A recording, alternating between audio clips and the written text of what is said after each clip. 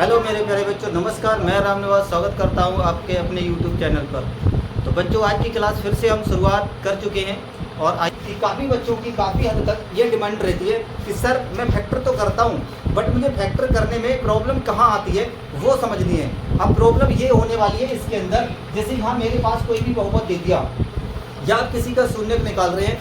शून्यक का मतलब होता है कि जो द्विघात समीकरण दी होती है आप उसके अंदर दो वैल्यू निकाल के लाते हो तो वही आपके शून्य कहलाते हैं। अब वो आखिरकार शून्य निकलते कैसे हैं, हम उनके बारे में थोड़ी सी बात करेंगे। तो देखिएगा, सबसे पहले प्रश्न को पढ़ लेते हैं एक बार। कह रहा है कि निम्न द्विघात बहुपदों के शून्यकों तथा गुणांकों के बीच संबंध की सत्यता की जांच कीजिए। अब कुछ तो बच्चे प्रश्न को पढ़ के ही उनका दिमाग चकरा गया होगा कि भाई ये संबंध क्या होता है, इसकी सत्यता की जांच कैसे होनी है। और कुछ बच्चे काफ़ी हद तक ऐसे देख के चले जाते हैं और आखिर से मतलब शुरुआत से लेकर के लास्ट तक नहीं देख रहे, तो उनको कुछ चीज़ें अधूरी रह जाती हैं। तो ऐसा बिल्कुल भी आपको नहीं करना है। अब यहाँ देखना ये होगा कि भाई चलो इतना पढ़ने में आया कि निम्न द्विघात बहुपदों के क्या करना है, शून्यकों तथा। अब देखिए शून्यकों पे ही बात को छोड़ के चले जाते हैं। मान लीजिए कि ये में दो चीज़ें पूछ ली आपसे। पहले तो बाबू आपको शून्य ज्ञात करने हैं। क्या ज्ञात करने हैं? शून्य ज्ञात करने हैं। जब द्विघात समीकरण है तो दो शून्य का आपके बनेंगे, सिंपल सी बात है। और देखिए दूसरी बात यहाँ ये है कि गुणांकों के बीच संबंध, गुणांकों के बीच संबंध की बात जो बोली है इसमें, और उसकी बात कह रहा है सत्यता की जांच करनी है। अब इसमें क्या करना होता है, तो इसमें भी आपके लिए दो चीज़ों का ध्यान रखना पड़ता है। सत्यता की जांच में कुछ नहीं है, बस थोड़ा सा अगर समझ लिया तो आप इस चीज़ को क्लियरली कर पाएंगे। और वो सत्यता की जांच के अंदर, सत्यता की जांच में आपको क्या करना है, आप इस चीज़ को समझिएगा। अब यहाँ सत्यता की जो जांच होनी है तो उसमें आपको दो फार्मूले याद रखने पड़ेंगे। और एक होता है शून्यकों का योगफल। क्या होता है? शून्यकों का योगफल। और एक होता है शून्यकों का गुणनफल। शून्यकों का गुणनफल, ठीक है। तो इसके लिए आपको दो फार्मूले याद रखने हैं। और वो पहला फार्मूला योगफल का है। और योगफल में क्या रहता है सूत्र में, -b/a, ठीक है। ये सूत्र किसका हो गया? ये हो गया शून्यकों का योगफल बराबर, ठीक है। अगर हम बात करें शून्यकों के गुणनफल की तो इसके लिए सूत्र क्या बनता है, तो इसके लिए सूत्र बन जाता है c/a, ठीक है। क्या बन जाएगा? c/a, है ना। तो इसकी बाद में मुझे जरूरत पड़ने वाली है जब हम सत्यता की जांच कर रहे होंगे। तो जांच करने के लिए मुझे दो फार्मूले चाहिए, लेकिन हमको इसकी अभी जरूरत नहीं है, हम इसको बाद में समझेंगे। अब इससे पहले हम समझ लेते हैं कि भाई जो समीकरण दी गई है, जो आपको बहुपद दिया गया है, आप उसके शून्य कैसे निकालोगे। तो शून्य निकालने के लिए हम क्या करते हैं उसको थोड़ा सा समझिएगा। जैसे कि मैं पढ़ा रहा हूँ ना, तो आप भी उस हिसाब से समझिए, अपनी अंडरस्टैंडिंग लेवल को थोड़ा कंसल्ट करिएगा हमारी तरफ को, और देखना होगा कि किस तरीके से हम इसको कर पा रहे हैं। चलो थोड़ी देर के लिए हम इसको मिटाते हैं, बाद में इसकी जरूरत पड़ेगी फिर से लिखेंगे। अब हम थोड़ा सा काम करते हैं इसके ऊपर, देखेंगे कि किस तरीके से इसका हम शून्य ज्ञात कर सकते हैं। देखिएगा यहाँ पर आपको मिल जाएगा, पहला क्वेश्चन है कि x² - 2x - 8, ये है ना। अच्छा, इसमें आप ये देख पा रहे हो, ये देख पा रहे हो और ये देख पा रहे हो। पहले आप समझिए ये क्या है। तो मैं कहूँगा ये x² है और इस x² के गुणा में कुछ नहीं है, तो बेटा एक तो होगा ही होगा। हर एक जगह पे, प्रत्येक जगह पर जहाँ कोई अंक ना दिखता है वहाँ एक छुपा रहता है, ऐसे मान के चलिएगा। तो एक होगा, तो हम ये बोलेंगे कि यहाँ पर x² का गुणांक क्या होगा, x² का गुणांक क्या होगा जरा बताओ। तो बोलोगे x² का गुणांक जो होगा वो कितना होगा, 1 होगा, ठीक है। कितना होगा? 1। अब कुछ तो बच्चों के दिमाग से गुणांक ही नहीं घुस रहा होगा, तो मैं गुणांक बता दूं कि x² के जो गुणा में रहता है वो x² का गुणांक है, ठीक है। तो इस प्रकार से x² के गुणा में क्या है, अभी कुछ नहीं है, 1। अब सोचो 1 तो लिखा नहीं था, मैं फिर से बता रहा हूँ, जहाँ कुछ नहीं होता वहाँ 1 मान सकते हो। दूसरी चीज, यहाँ पे आप बोलोगे x का गुणांक कितना है, बोलो x का गुणांक कितना है, तो बोलेंगे 2 है, लेकिन किसका, माइनस का, ठीक है। और यहाँ पे आप देखोगे तो ये कौन सा है, ये किसी के साथ में है ही नहीं गुणा में, ABCD का कोई अक्षर इसमें है ही नहीं, तो इसका मतलब सिंपल सा है कि ये किसी भी ABCD को साथ में लेके बैठा ही नहीं है, किसी भी लेटर को। और जब किसी भी लेटर को नाम नहीं लेके बैठा है तो गणितज्ञ ने क्या बोला, ये होगा अचर पद, ये क्या होगा, अचर पद।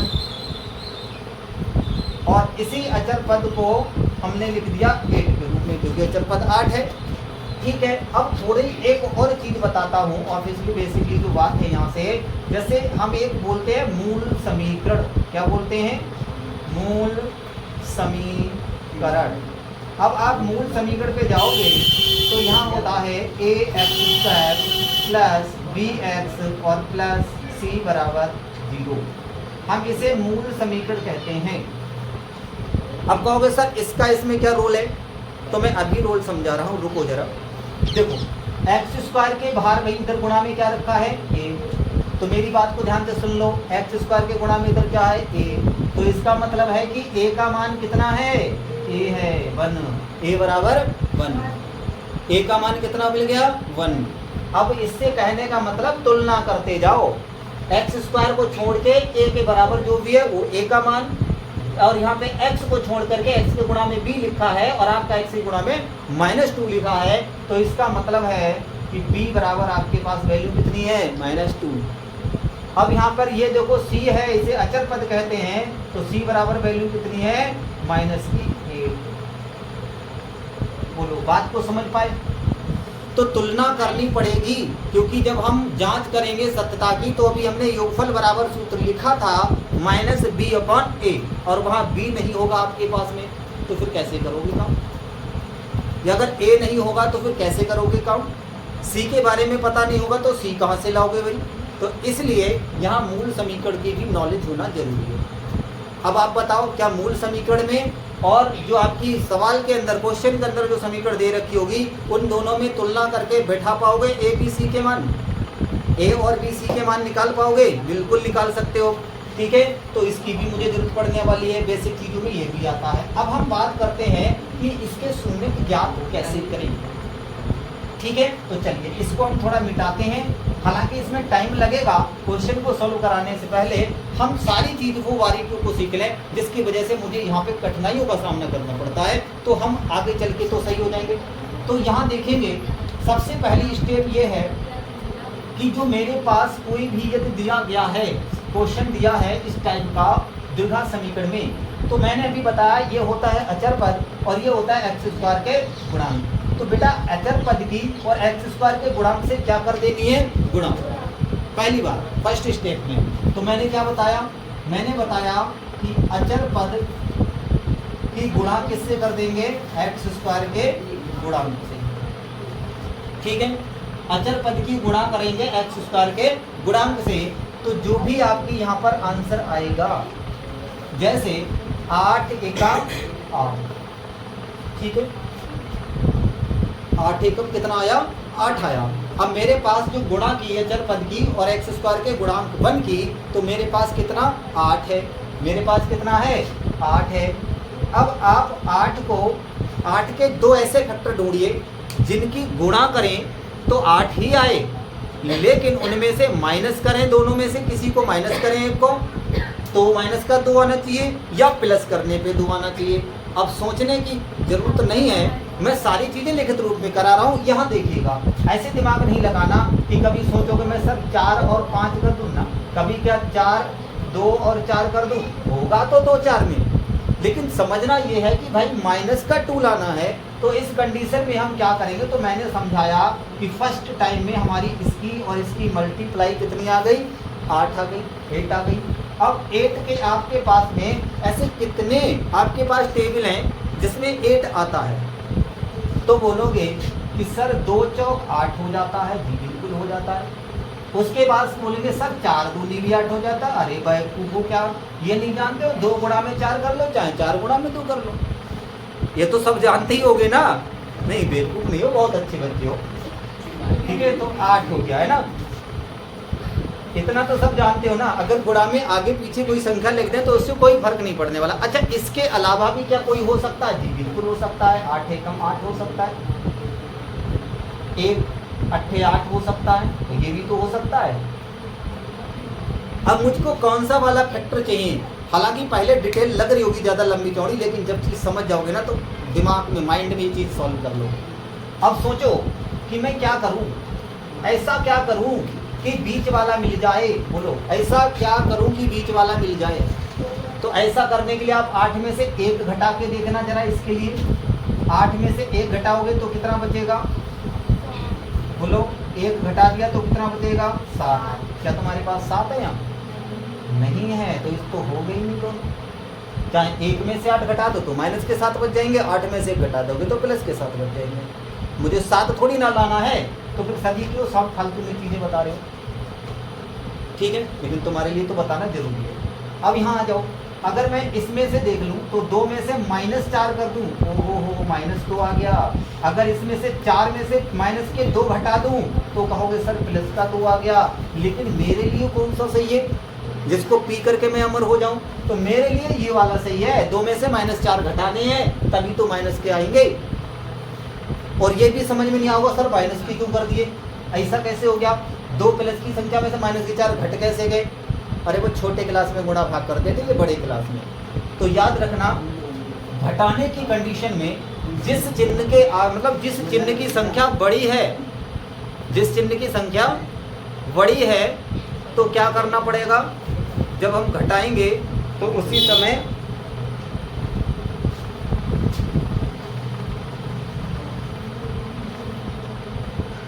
समय हमें क्या करना पड़ता है? ये देखना पड़ता है कि कौन से चिन्ह की संख्या ज़्यादा है। और जिस चिन्ह की संख्या ज़्यादा है तो समझ लो माइनस करने पे जो आंसर आएगा वो आपका माइनस का आएगा। ठीक है, वो आपका किसका आएगा? माइनस का। अब जैसे मैं आपसे बोलूँ 8 - 2 तो बोलो आंसर किसका आएगा? प्लस का 6 आएगा। अगर मैं कह दूँ 4 - 8 तो बोलेंगे सर माइनस के 4 आएंगे। क्यों आएंगे? क्योंकि माइनस की संख्या ज़्यादा है। यहाँ प्लस की 6 क्यों आएंगे? क्योंकि प्लस की संख्या ज़्यादा है। तो जिसकी संख्या ज़्यादा है उसी का आंसर आएगा। अब मुझे तो -2 लाना है, तो मेरे पास यही वाला तो बनेगा। अब देखो 2 चौक 8 भी हो जाता है, 2 में से 4 घटाने से -2 भी बच जाता है। बात को समझ पाए? समझ गए बात को?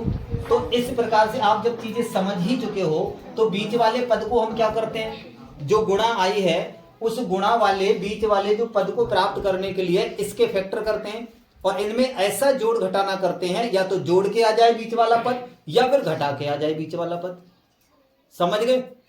या तो बीच वाला आ जाए। बीच वाला पद आना कैसे है? तो अचर पद की गुणा पहले x² के गुणांक से करनी है, जो आपके पास संख्या गुणा करने से प्राप्त हो। अब सोचिएगा कि मैं अगर यहां 2 रख देता तो 8 दूनी कितना होता था? 16 हो जाता, तो मुझे 16 को काटना पड़ता। ठीक है, तो इस तरीके से आपको यहां परेशान होने की जरूरत नहीं है। बताओ और क्या लिखने की स्टेप जरूरत रही? इतने में समझ गए? चलो अब हम करते हैं इसके क्वेश्चन को। अब देखेंगे पहला क्वेश्चन कि मेरा पहला क्वेश्चन क्या है भाई। x² दिया है, -2x दिया है, -8 दिया है। जैसा जैसा समझाया वैसे ही वैसे काम करना। इधर उधर देखा तो कनपट्ट झाड़ दूंगा। 8 की गुणा इसके गुणांक से, 8 एकम 8। अब मन में ही गुणा करनी है, लिख लिख के बार बार सवाल का सत्यानाश नहीं कर लेना है। ठीक है, फिर आप सत्यानाश पूरा कर डालो। तो जितने भी मेरे पास ही रहेगा तो गुणा कर ली मैंने, मन में करनी है। 8 एकम 8, 8 को जेब में डाल को। सही है, 8 एकम 8। अब 8 एकम 8 के 2 फैक्टर, मतलब 2 जगह ऐसे फैक्टर ढूंढो। देखते 4 का दूनी 8 हो जाता है। अब इच्छा आपकी, चाहे पहले 4 लिख दीजिए, चाहे पहले 2 लिख दीजिए। ठीक है, लेकिन ये ध्यान रहना चाहिए 4 बड़ी संख्या है, 2 छोटी संख्या है, और जब घटाओगे तो 2 माइनस का आना चाहिए, और इसलिए बड़ी वाली संख्या को माइनस में रखना है। ठीक है, चलिए इसको देखो x²। अब हमको किसकी जगह, अभी हमने बताया कि 4 और 2 का जो घटाना करना है ये किसकी जगह आना है? तो बीच वाले पद की जगह। मतलब इनको हम ऐसे तोड़ दिए। देखो माइनस का तो 4x कर दिया और प्लस का कर दिया 2x। अब ये मत कहना सर यहाँ 4 - 2 क्या, यहाँ x कहाँ से लपेट दिया? अरे x दिख रहा है ना इसमें, तभी तो बचेगा 2x। 4x और 2x में से 4x से 2x घटाओगे है ना। तो इस प्रकार से -4x और +2x, x आ रहा है बीच में इसलिए दोनों में x लगा देंगे, माइनस का 1। बस समझ में आ गई कहानी पहली स्टेप। अब मेरे पास 4 पद प्राप्त हो चुके हैं, यहाँ से 1 और यहाँ से 1, तो ये 2 का जोड़ा, मतलब इधर 2 पद उधर 2 पद। अब हमको क्या काम करना है, समझना स्टेप बाय स्टेप। बस इसमें ये चीज देख लो कि कॉमन क्या चीज है। बताओ, अब कुछ तो नए बच्चे होंगे जो सरकारी से पढ़ के आए होंगे, लेकिन सरकारी वाले भी काफी होशियार होते हैं कोई। तो कॉमन क्या चीज होती है? कॉमन का मतलब ये होती है कि जो तुम्हें सर्वव्यापी हर जगह मिल जाए, है ना, उसे हम कॉमन कहते हैं। या फिर ऐसी कोई संख्या हर जगह से निकाल रहे हो ना, उस संख्या से वहां पे भाग लगा के वो छोड़ दे लात मार के, है ना। जैसे मैंने अभी कह दिया 4x² और +2x। अब इसमें यहाँ से क्या कॉमन आएगा, तो बोलोगे यहाँ से मैं 2 कॉमन ले सकता हूँ और साथ ही में x भी ले सकता हूँ, तो यहाँ पर भाई 2x कॉमन आ जाएगा। अब क्या 2x कॉमन आ गया, क्या 4x को भाग लग पाएगी? जी बिल्कुल लग पाएगी, मैं लगा के दिखा रहा हूँ। लो 2x से मैंने किसको भाग लगाया? 4x² को। 2x एकम कर दिया सत्यानाश, स्क्वायर ना आ रहा है तो एक का मतलब x से पड़ेगा ना खाली बार, तो 2x की गुणा इससे करेंगे तो 2 और x की गुणा x², 2 दूनी 4 तो हो जाएगा, लेकिन इसको भी तो देखना पड़ेगा, उसको देख के तो कॉमन लेना है ना। ठीक है, तो छोड़ो इसको, नहीं तो तुम ऐसे कंफ्यूज हो जाओगे, फिर ऐसे ही कर लो। देखो यहाँ पे 4x है, यहाँ 2x है, तो कॉमन हमेशा छोटा वाला रहता है। यहाँ से 2x पूरा निकल जाएगा, यहाँ से 2x निकाल रहे हैं, तो जैसे ही हमने इसमें से क्या लिया 2x बाहर, तो 2x बाहर लेने का मतलब हो गया यहाँ से 2x आ गया। अब 2 से 4 को भाग लगाएंगे, 2 दूनी 4, x 1 निकलेगा तो 1 बच गया। यहाँ से पूरा 2x गायब, तो बताओ क्या रहेगा? क्या रह गया? शून्य। बताओ क्या रह गया? शून्य रह गया।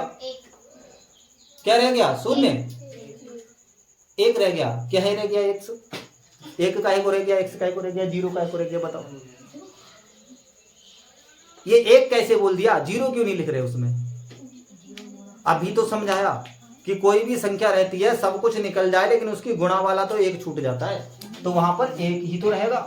तो इसका मतलब ये समीकरण इस तरह से हमारी ब्रैकेट बनके तैयार होगी। चलो अब इसमें आ जाओ फटाफट से। अब देखो यहाँ से 1x, यहाँ से 1x ले लो बाहर, तो यहाँ क्या बचा? x, यहाँ बचा -4। यहां से क्या कॉमन लेना है? ध्यान से लेना कॉमन, 2 लेने कॉमन, 2 एकम 2, 2 चौक 8, लग रही है ना बाहर, 2 बाहर, यहां ले लिया x, 2 चौक 8 होता है, 2 दूनी 4 को 8 कौन बोल रहा है? 2 चौक 8, सही है। अब ये चीज देख लो, x -4 इसमें भी है, x -4 इसमें भी है। अगर दिमाग खराब करोगे तो थप्पड़ बजाऊंगा। x -4 और x -4 दोनों में ब्रैकेटों में एक जैसा है, x -4 अगर ये ब्रैकेटें एक जैसी हैं तो इसका मतलब तुम सही दिशा में जा रहे हो, सवाल सही हो रहा है। अगर ये ब्रैकेटें एक जैसी नहीं आई तो तुमने रॉन्ग टर्न ले लिया, मतलब गलत गए, लुटिया डूबने वाली है फिर तो, सही है। तो इसका मतलब है कि अभी हम बिल्कुल करेक्ट चल रहे हैं, क्योंकि ये दोनों ब्रैकेटें एक जैसी होनी चाहिए। जब एक जैसी ब्रैकेटें हैं तभी तो हम बोलेंगे कि भाई ये हमारा सवाल सही चल रहा है। ठीक है, इसके बराबर में 0 और लेके चलना है। अब देखिएगा ये एक जैसी लग रही है, इनको मैं कॉमन ले सकता हूं, तो लो सर कॉमन ले लिया मैंने ऐसे, ये और ये ब्रैकेट उठाकर हमने एक बार ब्रैकेट में अलग लिख दिया, दोनों के बराबर में क्या है? 0। अब यहां से इसके देखिए ये गुणा में तो होता है, एक बार x -4 के बराबर 0 रखना है, एक बार x +2 के बराबर 0 रखना है। तो यहां से पहली बार लिया x -4 बराबर 0, सेकेंड बार ले लूंगा मैं x +2 बराबर 0। अब यहां से जब x की पक्षांतर करेंगे -4 का उधर ले जा करके, तो क्या हो जाएगा? +4। क्या हो जाएगा?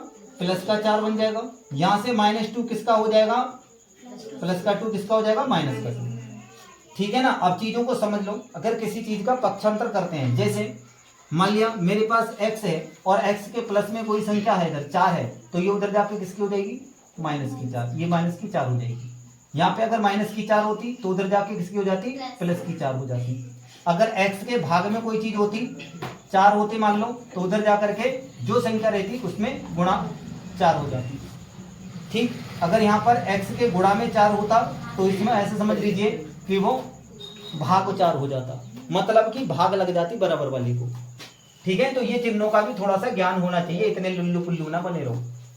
चलो इसके बाद देखिए, अब मेरे पास 2 शून्य ज्ञात हो चुके हैं, तो अतः करके लिख देंगे, अतः 2 शून्य बराबर क्या आ गया 4 -2। ये मेरे हो गए 2 शून्य। ठीक है, अब बताओ यहां तक किसी को दिक्कत? अब इसी तरीके से अभी सवाल नहीं हो गया, पेपर में धाए धाए करके 2 नंबर काट देगा, ये ध्यान रखना। 4 नंबर का प्रश्न आएगा तो 2 नंबर गए, क्यों गए? क्योंकि सत्यता की जांच नहीं की। तो अभी तुमने खाली शून्य निकाले ना, प्रश्न को पहले देखो ध्यान से, गुणांकों के बीच के संबंध की सत्यता की जांच करनी है। अब हम यहाँ हेडिंग बना सकते हैं सत्यता की जांच। ठीक है, क्या लिख सकते हो? सत्यता की जांच।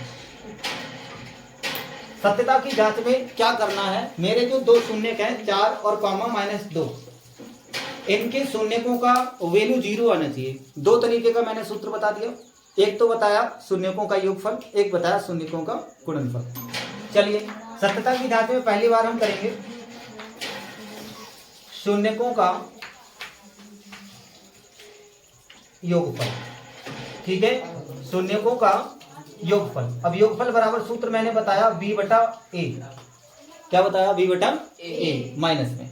अब शून्यकों का योगफल देखिएगा, शून्यक जो भी है ना, योगफल का मतलब है बाबू प्लस, और प्लस किसके बीच में? शून्यकों का, तो शून्यकों के बीच में। ठीक है, और ये -b और a, सबसे पहले स्टार्टिंग में मैंने ये चीज बताई कि -b जो है ना वो क्या है, a क्या है वो क्या है। तो b का वैल्यू कहाँ है? यहां से मिलेगा -2, और a का वैल्यू कहां से मिलेगा? x² के गुणनफल से। ठीक है, तो एक बार मैं यहां समीकरण लिख दूं थोड़ा नॉलेज के लिए। चलो यहीं से देख लीजिए, मेरे पास शून्य क्या आ गए हैं? शून्य बोलेंगे 4 और 2 हैं, तो इसकी जगह मैं शून्यकों का योगफल लिखूंगा 4 प्लस और ब्रैकेट में लिख दूंगा -2, मतलब कि -2 और 4 के बीच में प्लस, इसका ही मतलब होता है शून्यकों का योगफल। ठीक है, इधर शून्य लिख दिए, बराबर में क्या लिखना है? माइनस लगाना है। v की वैल्यू आप इस समीकरण से बतानी है, तो यहाँ a की वैल्यू हो गई, यह v की वैल्यू हो गई, और ये c की वैल्यू हो गई। लेकिन माइनस प्लस का चिन्ह को ध्यान रखना, ऐसा नहीं है माइनस में अगर वैल्यू लिखी है b की तो आप प्लस में लगा लो। माइनस चिन्ह साथ आना है, जो भी चिन्ह है a b की c की जो भी वैल्यू रहेगी, जिस चिन्ह की है वो वैल्यू वही वैसे ही चिन्ह की यूज करनी है। चलो देखिएगा, x की जगह a है, तो a का वैल्यू यहाँ पे कितना है? 1, तो a की नीचे जरूरत है तो मैं नीचे लिखूंगा, लेकिन b पहले चाहिए, तो b की वैल्यू आप देखेंगे यहां से तो कितनी है? -2, तो यहां माइनस तो 1 ऑलरेडी लगा हुआ है, एक ब्रैकेट में b की जगह क्या लिखूंगा? -2, b की जगह -2 लिख दिया। अब मेरा नीचे a आ रहा है, तो a की वैल्यू यहां कुछ नहीं थी तो 1 तो होती है ना, ये 1 हो गई। ठीक है, अब थोड़ा सा यहां काम कर ले, प्लस माइनस की जब गुणा होती है, प्लस की गुणा माइनस से होती है, तो बताओ क्या होता है? है ना, माइनस आता है। ठीक, चलो प्लस की गुणा माइनस से कर दी तो कितना हो गया? -2 बराबर। अच्छा, ये माइनस से ये माइनस खत्म, तो इतना हो गया 2/1। सही है, अब यहां से 4 से जब 2 घटाओगे आप तो कितना बचेगा? 2, और 1 से जब 2 को भाग लगाई हो तो क्या आ जाएगा? 2। ठीक है, कितना आ गया? 2। अब जब 2 आ गया तो बताना LHS बराबर RHS नहीं है क्या? तो बस यही तो सिद्ध करना है कि जो शून्यक दिए गए हैं उनका योगफल और जो फार्मूला होता है शून्यकों के योगफल के, दोनों के बराबर है, आपस में वैल्यू नहीं है। अब देखिएगा हो गया, जैसे ही हमने बताया कि भाई जैसे ही वैल्यू बराबर आ गई तो इसका मतलब एक हमारी जांच हो गई। अभी अधूरी है कहानी, एक अब गुणनफल निकालना है। दूसरे नंबर में क्या करना है? शून्यकों का गुणनफल, शून्यकों का गुणनफल। अब शून्यकों के गुणनफल बराबर क्या होता है? c/a। जहां योगफल था वहां प्लस लगाया, गुणनफल होगा तो गुणा लगा देंगे, इतना ही तो अंतर है। तो शून्यक मेरे कौन से थे? 4, और गुणा में कितना है? -2। बराबर में क्या है बेटा? c। सी की वैल्यू यहाँ से देखो -8, तो लगा दिया -8 बटे में ए, तो ए तो पहले से ही बने, ठीक है। 4 की गुणा 2 से करेंगे, 4 दूनी 8 और चिन्ह किसका आएगा, माइनस का, ठीक है। बराबर में क्या हो जाएगा, 1 से गुणा -8 को लगाओ, कोई फर्क पड़ेगा 1 से भाग लगाने पे, कुछ फर्क नहीं पड़ेगा, तो माइनस का 8 ही तो आएगा। तो आप देख सकते हो कि LHS बराबर RHS यहाँ पर भी आ गया, ठीक है। तो अब हमने क्या किया, इस प्रकार से हमने जो पहले प्रश्न का पहला जो क्वेश्चन था वो कंप्लीटली पूर्ण कर लिया, ठीक है। तो इस तरीके से उम्मीद करता हूं कि आपको पूरा क्वेश्चन क्लियर हो गया होगा। अगर किसी को भी डाउट रह जाता है तो कमेंट बॉक्स में एक कमेंट छोड़ दीजिएगा, ठीक है। मेरे हिसाब से अब आपको कोई तकलीफ नहीं होनी चाहिए। कुछ बच्चे बहुत कमजोर होते हैं, लेकिन मेरा काम कमजोर को साथ लेके चलना है, ठीक है। कमजोर को ऐसा नहीं है कि कमजोर ही रह जाएगा, चल पीछे हट जा, आ जाओ बड़े बड़े अच्छे अच्छे बच्चे आ जाओ, उड़ा दो फटाफट से, तो ऐसा कुछ नहीं करना। हमें सबको साथ लेके चलना है, ठीक है। सब आपके भाई बहन है और एक दूसरे से मिलजुल के ही काम निकलता है, तो हमें मिलजुल के ही काम करना भी पड़ेगा, ठीक है। उम्मीद करता हूं कि आज का ये प्रश्न आपको बहुत अच्छे से समझ में आया होगा, और अगर आपको समझ में आया है तो लाइक और सब्सक्राइब जरूर करिएगा, क्योंकि अभी हमारा न्यू चैनल है। उम्मीद करता हूं कि आप सब लोग हमें सपोर्ट करेंगे, और जब आप सपोर्ट करेंगे हम इसी तरीके से और भी आगे वीडियो लाते रहेंगे।